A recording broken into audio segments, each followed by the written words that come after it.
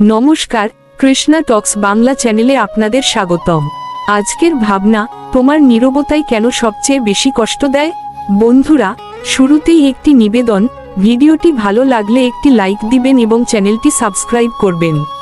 আর কমেন্টে হরে কৃষ্ণ বা রাধে রাধে লিখতে পারেন।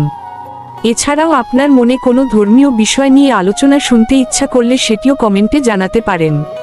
প্রতিদিন রাত ৮টায় আমাদের এই চ্যানেলে ধর্মীয় বিষয় নিয়ে আলোচনা হয়, শুনতে ভুলবেন না। বন্ধুরা, কখনো কি মনে হয়েছে কেউ কিছু না বলেও আপনাকে সবচেয়ে বেশি কষ্ট দিচ্ছে?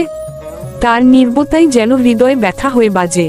শ্রীমদ্ভগবদ্গীতায় ভগবান শ্রীকৃষ্ণ বলেন, যে সুখ ইন্দ্রিয়ের সংস্পর্শে আসে তা ক্ষণস্থায়ী।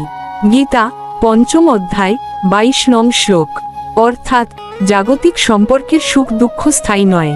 তাই কারো নীরবতায় আমরা কষ্ট পাই, কারণ আমরা সেখানে স্থায়ী শান্তি খুঁজে নিই।